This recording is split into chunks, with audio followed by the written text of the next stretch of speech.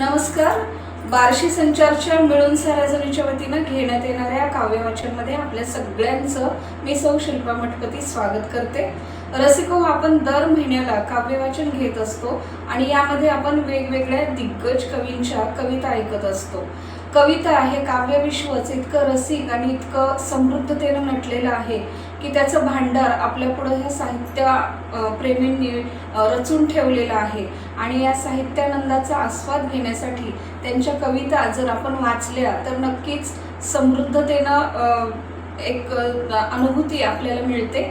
यावेळेस आपण कवी शंकर केशव कानिटकर यांच्या कविता ऐकणार आहोत, ज्यांनी गिरीश या टोपण नावानं आपलं लेखन केलेलं आहे. जन्म 28 ऑक्टोबर 1893 साली झाला आणि मृत्यू 4 डिसेंबर 1973 साली पुणे या ठिकाणी झाला.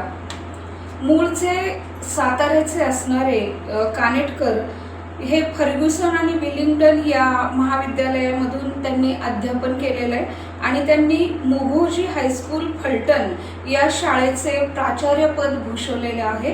त्यांची अनेक प्रसिद्ध कविता फलटण मुक्कामी त्यांनी रचलेल्या आहेत. निसर्ग कवी म्हणून ते प्रसिद्ध होते. ज्या वेळेला काळ खूप असा वैचारिकतेचा स्तर होता, म्हणजे 1893चा काळ आणि त्या पुढचा, त्यावेळेला त्यांनी निसर्ग कवितांचं लेखन केलं.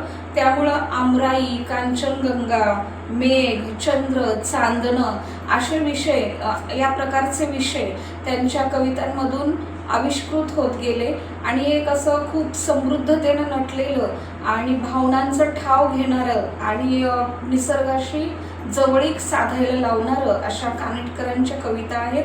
नक्कीच आपल्याला ऐकल्यानंतर समृद्धी मिळेल आणि साहित्यानंदाचा आपण आस्वाद घेऊ शकू. सुरुवातीला कविता सादर करतील माधवीताई. नमस्कार. कोरडा खाऊन कोवळा कोवळा प्रसन्न शेतातील सूर्यास्ती मग छाया दिसली अंधुक विश्रमशील की सृष्टीला करावयाला अदृश्य दृष्टीतून कुणी फेकली काळोखाची माया ही वरतून. किती सुंदर. रसिको, यावेळेला आपण कविता ऐकता ऐकता रसग्रहणही करतो आहोत. या कवितेचं शीर्षकच आहे की आई ओळखली, म्हणजेच ही मेंढरांवरची कविता आहे आणि कळपामध्ये मेंढरं चरत असताना मेंढराला आपली आई त्यातील कशी ओळखू येते, त्याचं इतकं सुंदर वर्णन कवींनी या कवितेतून रेखाटलेलं आहे. पाठ फिरविता सरसर आली अचूक मेंढरे काही, जोगवल्यावर स्मरण होऊनी करंडाचे लवलाई. अनंत आले शब्द मुखातून बेबे करुनी जिबली, श्रमली दमली परंतु नाही पुरी थांबली कसडी. पोटरीने माता होत्या मृदुल पोकरा करिता, उच्चारवाची हाक देऊनी पाना उन्हत मळता. अंधाराची वरसत होती दाट सावली वरती, हजार होती काळी काळी शार मेंढरे पुढती.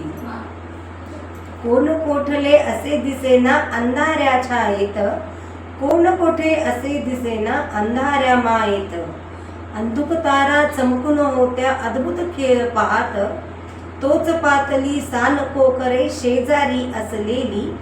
दिनभर राहून दूरच आता पोटी भुकेजलेली.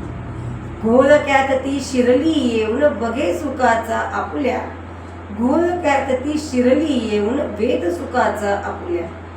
अंदाज शोधत फिरली स्वरभावाने दुखऱ्या, शब्द खुनेचा सापता ती स्तना लागती थेट. चुरुचुरू लागती दूध ओढण्या अचूक ओठात. शांतलाही स्वरलाहाचा मातेचा करंडांचा, अखेर झाले शांत शांत मन आणि बेबे त्यांचे.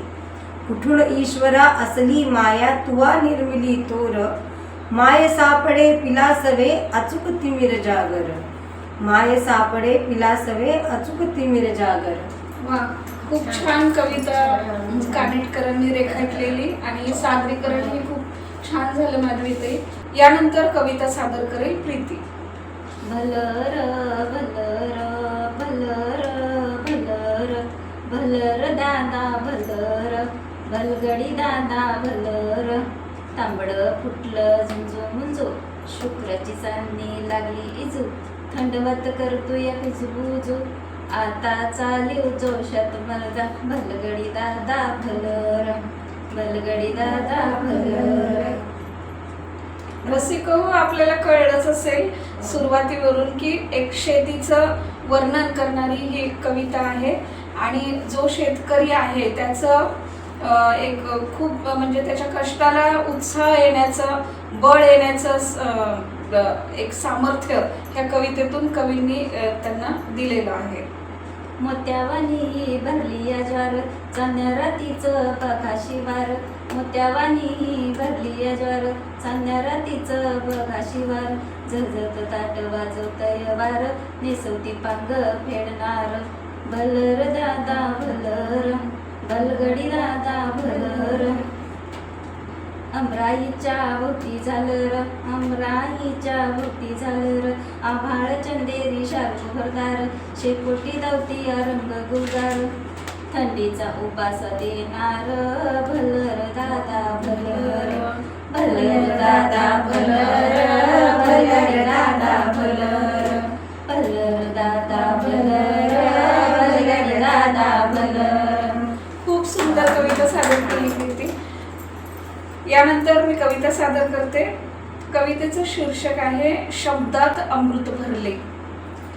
लिहिलेलं पत्र लिहिलेलं आहे त्यांनी आणि त्या पत्रात अमृत भरल्यानं ते अक्षय राहणारच असं त्यांचं म्हणणं आहे. ऐकूयात. हे अमृत साठता उरी ओतिली माधुरी ये अक्षरी, हे अमृत साठता उरी ओतिली माधुरी ये अक्षरी, ऋतुपुष्पावर रंगलो तू मनी सुरस सेविलो, भावनेत ओथंबुनी शिंपिले रसमी शब्दावरी, हे अमृत साठता उरी ओतिली माधुरी ये अक्षरी. खुलतात चांदणे नवे अंतरात ते आंगवे, रस मधुर होऊनी आत उमलले वठुनी सुंदर परी, हे अमृत साठता उरी ओतिली माधुरी ये अक्षरी. साठले उरी सागर पूर्णत्व दिव्य नागर, साठले उरी सागर पूर्णत्व दिव्य नागर, शिंपुनी जरा हे पंख तुला मी शृंगारी अंतरी, हे अमृत साठता उरी ओतिली माधुरी ये अक्षरी. म्हणजे किती सुंदर बघा. एक मनात इतकं भरलंय अमृत, म्हणजे इतक्या चांगल्या भावना भरलेल्या आहेत की ते जर ओतल्या तुझ्या समोर तर माधुर्य त्यातून मध पागळायला लागेल असं एक खूप गोड वर्णन त्यांनी आपल्या कवितेतून रेखाटलेलं आहे. तारका मनी उचमळे भारावून अंतरबळे, तारका मनी उचमळे भारावून अंतरबळे, शक्तीने उभारी तिच्या श्रेयमी थोर मनोमंदिरी, हे अमृत साठता उरी ओतिली माधुरी ये अक्षरी. आणि शेवटी रखरखली परीही वने करुणार्थ वाटते जिने, रखरखली परीही वने करुणार्थ वाटते जिने, विलयली बुद्धी शोधिली चिरंतन, विलयली बुद्धी शोधिली चिरंतन, गमावले दे करी, गमावले दे करी, हे अमृत साठता उरी ओतिली माधुरी ये अक्षरी, हे अमृत साठता उरी ओतिली माधुरी ये अक्षरी, माधुरी ये अक्षरी. अशा सुंदर कवितांचं माधुर्य त्यांनी आपल्या कवितेतून रेखाटलेलं आहे.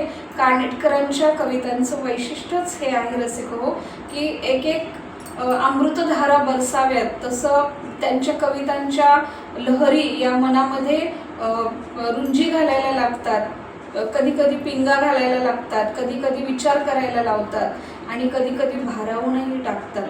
अशा मनाचा ठाव घेणाऱ्या आणि निसर्गाच्या जवळ नेणाऱ्या कानेटकरांची कविता आपण आत्ता ऐकल्या. नक्कीच आमचा हा व्हिडिओ आपल्याला कसा वाटला कळवा. पुन्हा भेटूयात पुढच्या व्हिडिओमध्ये. तोपर्यंत धन्यवाद.